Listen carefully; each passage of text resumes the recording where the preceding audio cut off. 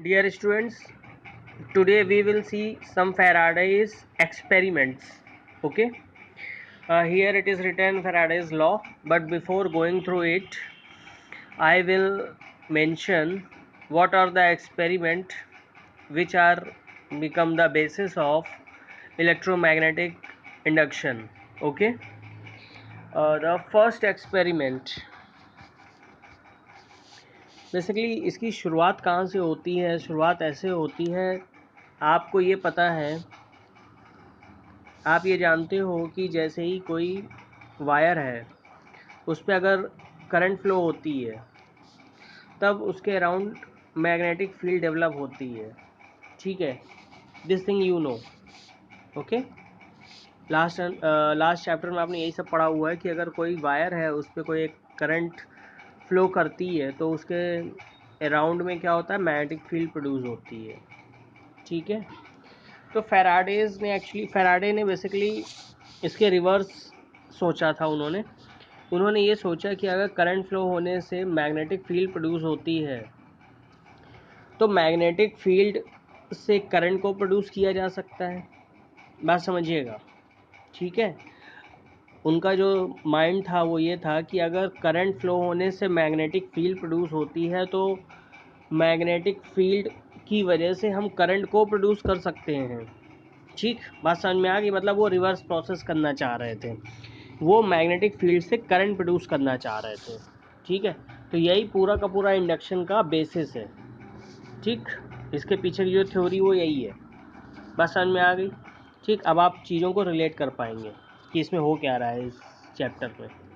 ठीक, तो देखिए, अब उन्होंने उसके लिए एक्सपेरिमेंट करने शुरू किए और आपको बताएं वो काफ़ी लगे रहे, लेकिन वो मैग्नेट से या मैग्नेटिक फील्ड से करंट प्रोड्यूस नहीं कर पाए. ठीक है, तो जब वो नहीं कर पाए, काफ़ी टाइम हो गया, बहुत दिन हो गए,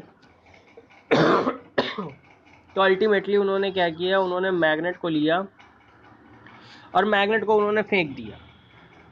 ठीक है, जैसे कि मान लो ये कॉइल है, जैसे कि ये कुछ ऐसी कॉइल है, यहाँ पे गैल्वेनोमीटर लगा हुआ है इस तरीके. ठीक है, अब उन्होंने क्या किया, ये मैग्नेट है ये इस तरीके, नॉर्थ या साउथ. ठीक, अब उन्होंने क्या किया, उन्होंने इसको फेंक दिया, यहीं पे कॉइल की डायरेक्शन में फेंक दिया, गुस्से में फेंका उन्होंने. तो जैसे ही उन्होंने जब ये फेंका है, ठीक है, तो ये गया इधर तक, तब उन्होंने देखा कि इसमें कुछ डिफ्लेक्शन आ गया गैल्वेनोमीटर में. ठीक, अब यही तो उनको चाहिए था, यही उनको डिफ्लेक्शन ही चाहिए था. ठीक, डिफ्लेक्शन का मतलब करंट कहीं ना कहीं से आ रही है. ठीक है, तो यही चीज़ उनको चाहिए थी. अल्टीमेटली क्या हुआ, जब उनको डिफ्लेक्शन मिला तो उन्होंने दोबारा इसी चीज़ को रिपीट करके देखा, तब उनको फिर से वहाँ पे डिफ्लेक्शन मिल गया. ठीक है, फिर से उनको डिफ्लेक्शन मिल गया, और जब वही मैग्नेट को वो नॉर्मली लेके आ रहे थे, या मतलब उसके पास जाके उन्होंने रख दिया मैग्नेट को, तो कुछ नहीं हो रहा था. ठीक है, तब उनको समझ में आया, फिर उन्होंने फिर वही आगे पीछे उसको मूव कराया, तब उनको ये समझ में आया कि अगर जब मैग्नेट को आप जो है इसके पास मूव कराते हो तब कहीं जाके कुछ ना कुछ डिफ्लेक्शन आ रहा है. ठीक है, बात समझ में आ रही है. ये जो डायग्राम आपको दिख रहा है, तो इसमें क्या है, इसमें जो मैग्नेट है वो मूव कर रहा है. ठीक, किसकी तरफ, कॉइल की तरफ. एक है क्या, टूवर्ड्स द मैग्नेट. क्या है, magnet is moving towards coil और अवे फ्रॉम कॉइल. मतलब जैसे एक बार जाएगा तो ऐसे जाएगा, इसके अंदर जाएगा, तो ये क्या हो जाएगा, टूवर्ड्स कॉइल, और दूसरी बार जब आप इसको बाहर लेके आओगे तो ये अवे फ्रॉम द कॉइल हो जाएगा. ठीक है, तो दोनों केस में जब एक बार मैग्नेट अंदर जाएगा तब इसकी डिफ्लेक्शन की जो डायरेक्शन होगी, और जब ये बाहर आएगा यानी कि अवे फ्रॉम द कॉइल होगा, तब जो डायरेक्शन होगी दोनों में डिफरेंस होगा. ठीक है, तो हो क्या रहा है फिर से समझिएगा. ये कॉइल है, इसमें ये गैल्वेनोमीटर लगा हुआ है, और आप जो है ये ये मैग्नेट को लेके आए, मैग्नेट से देखिए magnetic lines of forces, magnetic field lines निकल रही हैं इससे, ठीक है, नॉर्थ से निकलती हैं साउथ पे जाती हैं, ठीक।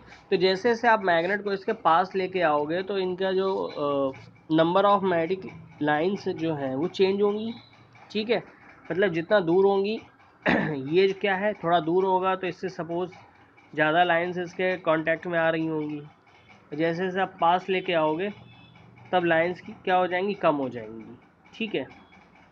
मींस क्या होगा, और जो नंबर ऑफ लाइंस जो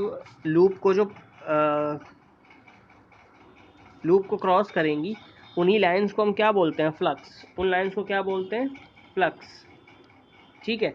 तो अगर लाइंस, नंबर ऑफ लाइंस अगर चेंज होंगी, जो लूप से पास हो रही हैं वो चेंज होंगी, तो इसका क्या मतलब है, फ्लक्स चेंज हो रहा है। बात समझिएगा, आज हम केवल बेसिक आपको बता रहे हैं, आज हम कोई बहुत ज़्यादा कोई लॉ नहीं बता रहे हैं, ठीक है, क्योंकि ये चीज़ें आपको अगर समझ में आ गई तो आगे की सारी चीज़ें आपको क्लियर हो जाएंगी। ये क्लास बहुत इंपॉर्टेंट क्लास है, ठीक। यानी कि अगर फ्लक्स चेंज होगा तभी, फ्लक्स चेंज होने का मतलब जो मैग्नेटिक लाइंस ऑफ फोर्सेस, ठीक है, या मैग्नेटिक फील्ड लाइंस अगर चेंज हो रही हैं तभी फ्लक्स चेंज हो रहा है, और फ्लक्स चेंज हो रहा है इसका मतलब वहाँ डिफ्लेक्शन आ रहा है। बस समझ में आ गई। फ्लक्स चेंज नहीं होगा तो डिफ्लेक्शन भी नहीं होगा। बात समझ में आई? Okay, got it. तो जब ये मैग्नेट जो है इधर की तरफ जाएगा तब सपोज इसमें डिफ्लेक्शन जो आ रहा है वो इधर की तरफ आ रहा है, ठीक। तो एक बार ये बाहर इधर से इधर ये गया, यहाँ से यहाँ तक, और उसके बाद फिर आपने क्या किया, इसको यहाँ से फिर अवे फ्रॉम द लूप कर दिया। अवे फ्रॉम द लूप किया तब इसका डिफ्लेक्शन किधर हो गया, अपोजिट डायरेक्शन में। क्लियर? ठीक है। अब ये क्यों हो रहा है ये भी हम आपको बताएंगे, ठीक है, लेकिन अभी आप ये समझिएगा, इन सब चीज़ों को केवल समझिए अभी, ठीक है। तो यहाँ तक चीज़ें क्लियर हो गई, ठीक। तो उन्होंने इसी के बेसिस पे उन्होंने यही देखा कि जब तक जो है ये मैग्नेट जो है ये मूव कर रहा है, एक बार मतलब इसकी तरफ आ रहा है और एक बार इससे बाहर निकल रहा है, ठीक।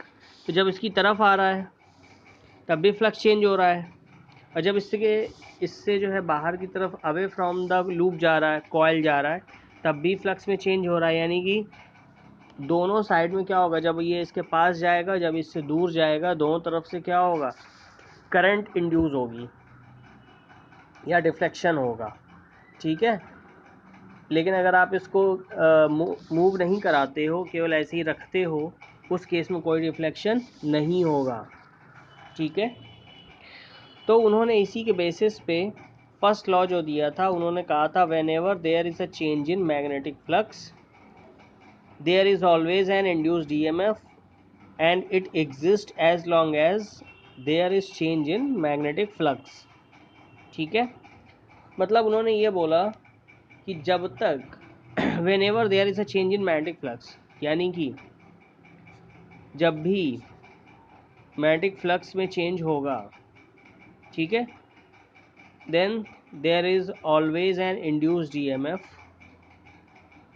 एक इंड्यूस्ड ईएमएफ जनरेट होगा, ठीक है। जब भी फ्लक्स में चेंज होगा तो एक इंड्यूस्ड ईएमएफ जनरेट होगा and it exist as long as there is change in magnetic flux.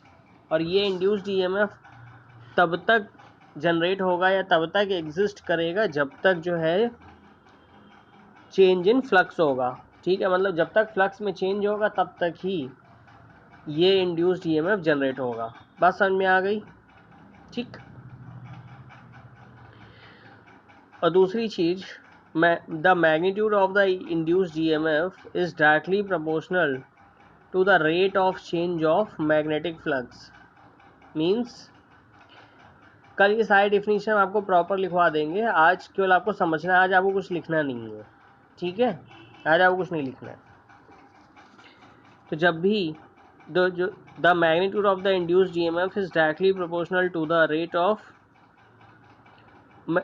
Change of magnetic flux through the circuit, मतलब कि जितनी ज़्यादा चेंज होगा, जितना मैग्नेटिक फ्लक्स में जितना ज़्यादा चेंज होगा उतना ही ज़्यादा इंड्यूस्ड ईएमएफ प्रोड्यूस होगा, या उतना ही ज़्यादा डिफ्लेक्शन होगा, या उतना ही ज़्यादा करंट आएगी। देखो फ्लक्स में चेंज हुआ, change in flux, change in flux, flux में चेंज हुआ, फ्लक्स में जितना चेंज होगा उतना इंड्यूस्ड ईएमएफ में चेंज हो, उतना ही इंड्यूस्ड ईएमएफ प्रोड्यूस होगा। इंड्यूस्ड ईएमएफ ज़्यादा होगा तो इंड्यूस्ड करंट भी ज़्यादा होगी। आई से बता रहे हैं आपको, ठीक, आई मतलब करंट समझ लीजिएगा, ठीक है, तो उतना ही करंट प्रोड्यूस होगी, ठीक है। तो आज के लिए इतना ही रखते हैं, क्लियर। कल इसके बारे में डिटेल इन्फॉर्मेशन आपको मिलेगी।